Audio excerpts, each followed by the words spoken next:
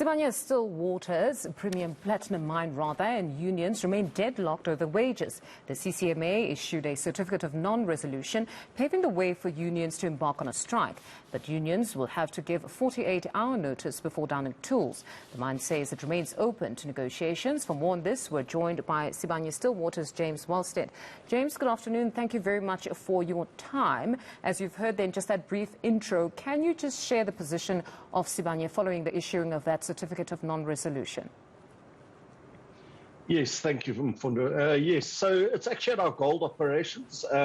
It's not at our PGM operations. As you know, we have cycles of wage negotiations across the mining industry, and in this instance, it's specifically at the South African gold operations. We've been through a process of negotiation with the unions since about June. They declared a dispute a few months ago, and then we've continued to engage through the CCMA over the last few months. Ultimately, we weren't able to find each other, and after establishing picketing rules, these CCMA has now issued a certificate of non-resolution, which allows the unions to strike with 48-hour notice, but also allows us as employers, obviously, to lock employees out with 48-hour notice as well. Then talk to me about the economic or financial conditions or even strategic business considerations that prevent you at this point from acceding to their demands. Yeah, so, I mean, the background really is that the South African gold operations, as you know, I mean, the industry as a whole over the years has got deeper. Costs have been rising. We've had to contend with well above inflation cost increases from Eskom over the last decade or so. And we've been giving above inflation wage increases over the last few cycles that we've engaged with unions. And given the current economic situation, the economic circumstances, we just cannot continue giving above inflation increases. The unions started with their demands of about 1,500 Rand per employee. They have brought that down to about 1,000, but that's still close to double-digit wage increases every year for the next 3 years. And that will obviously have an impact on the sustainability of these operations, potentially shortening their lives. And then obviously that impacts on other stakeholders like communities, suppliers, small businesses that rely on these operations for their futures as well. So, we can't allow one stakeholder to impact negatively on all the other stakeholders. So we've made an offer that is above inflation, that we think is fair and takes into account the current circumstances that employees are facing, but also considers the sustainability of these operations. And that's where we are going to stick now, I'm afraid. What has been their argument when they maintain that they want this specific amount of 1,000 now? What has been their argument?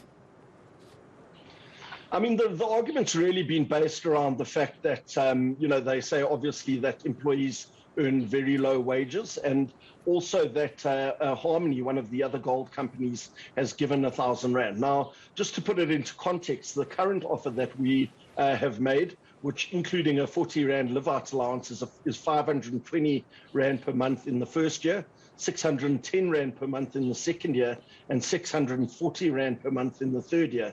And that just puts it in context with 1,000 each year that Harmony agreed to. That would put our employees on a guaranteed pay of over about 18,150 Rand per month by year 3, and a total cost to company of 19,670 Rand. And this is your average entry-level employee. So essentially about 220,000 Rand per annum wages, basic wages, and about 236,000 Rand per annum on total cost to company. And, the reasons for Harmony giving 1,000 are not valid for us. Harmony's got different strategic considerations. There are other things at play that they need to take into account when they make these agreements. We've got different issues that we are facing. So it's not realistic to assume that just because one company can absorb 1,000 Rand per month, that we can do the same. So where to from here? Because we understand you're open to continue the negotiations. We've spoken to them. I've spoken to AMCU specifically yesterday, and they're also open. but you're standing on the 600 and they're standing on the 1,000. So if those negotiations were opened, are you willing to perhaps revise it a bit up, or you're looking to actually speak to them to just hear your position? We will continue to engage. I mean, remember, the last real engagement took place last year in December before the mines closed for the holiday break. And then the CCMA issued that certificate of non-resolution once they'd established picketing rules, which was on Monday last week. So we will continue to engage with the unions. We do believe that we'll find a reasonable outcome. But, we need to be practical, and we need to really discuss the essential components of this wage agreement, and not just assume that what one other companies agree to is relevant for us. It's got to be a different consideration taking place.